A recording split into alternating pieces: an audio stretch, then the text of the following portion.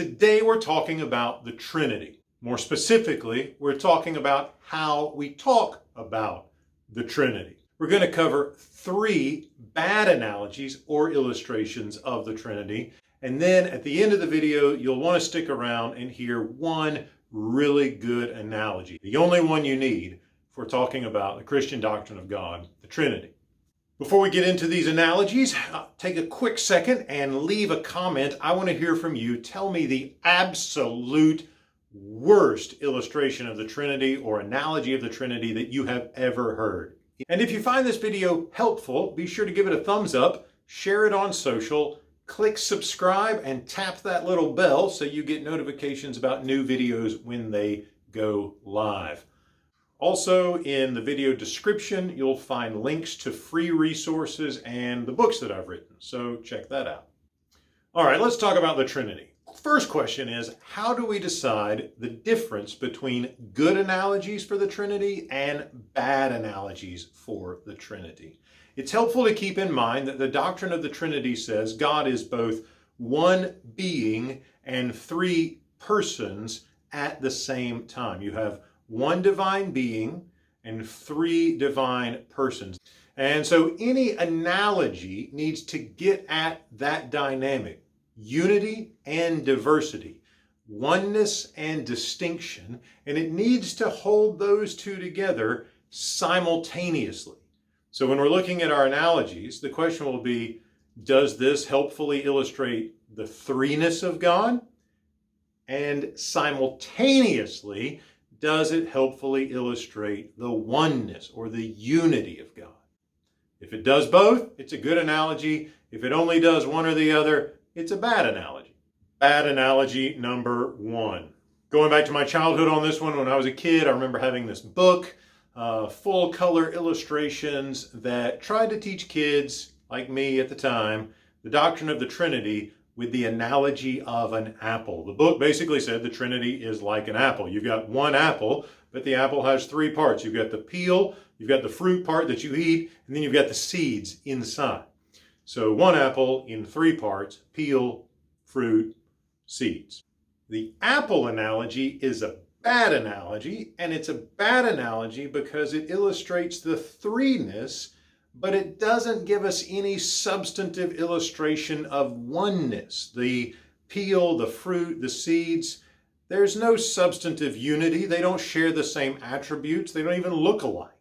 They are 3, but there's no clear sense in which they are 1. So the apple analogy is a bad analogy. In fact, if we really let the apple analogy do its thing, it probably gives us more of a tritheism, like there are 3 gods, not 1, and that's just not Christian. So we can't go there.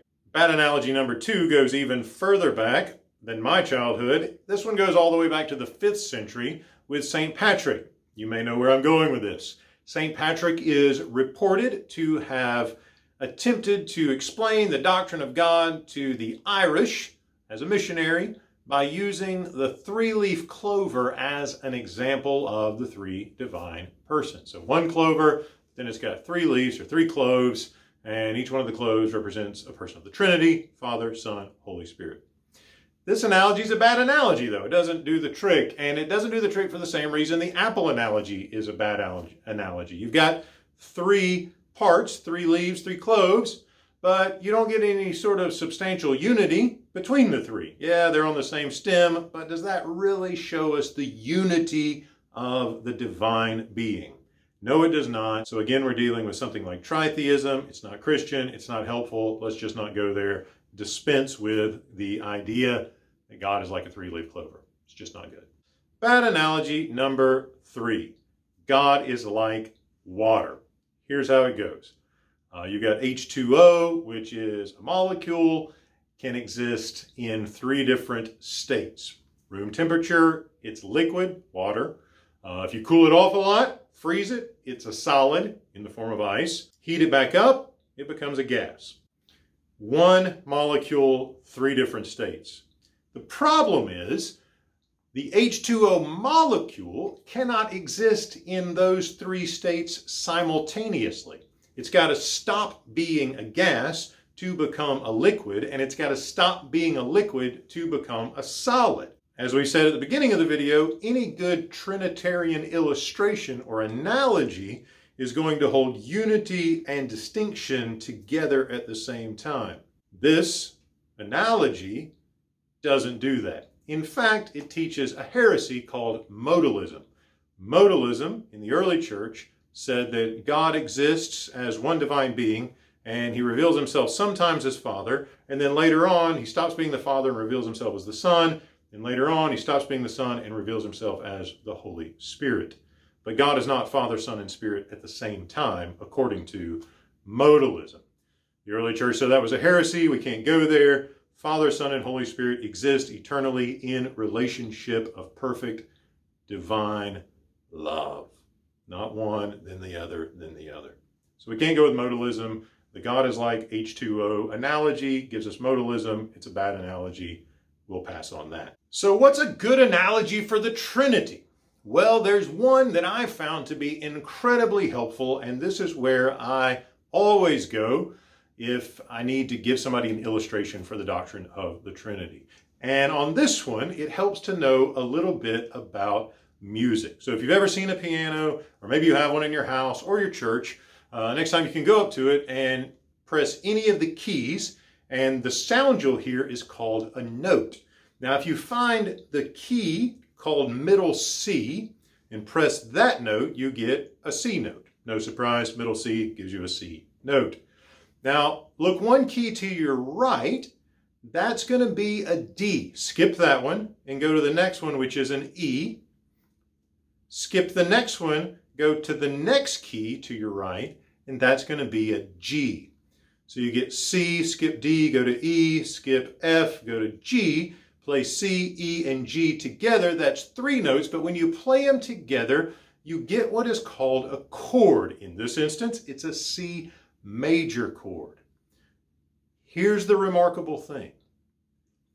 C, E, and G played together form a single chord, unity. At the same time, the notes retain all of their properties. They're still individual notes. They're still distinct notes. Distinction. The illustration of a musical chord, like C major, gives us both something in this world that is 1 and 3 simultaneously. I've seen this illustration in a variety of places. I think it goes back to a theologian named Jeremy Begbie, and I find it to be immensely helpful. You have a major chord, like C major, that is 3 notes and 1 chord simultaneously. And that gives us a little bit of help thinking about God, who is 3 divine, distinct persons and 1 divine being or essence. He's 1 and he's 3 at the same time. So maybe that will help you in your preaching or your teaching, or maybe you've got some friends who are asking about the Trinity and it's just really hard to explain that or offer some illustrations to help out with it. Maybe find a piano or a guitar, if that's your thing, or some other instrument, and walk them through what it looks like to have 3 notes that are also 1 chord at the same time. And then you find yourself in a chance to talk about the unity and distinction of the divine persons. Hey, if you found this video helpful, leave a comment and let me know. Don't forget to share it on social and subscribe to Theology Project Online. Tap the bell, find out when new videos come out. See you next time.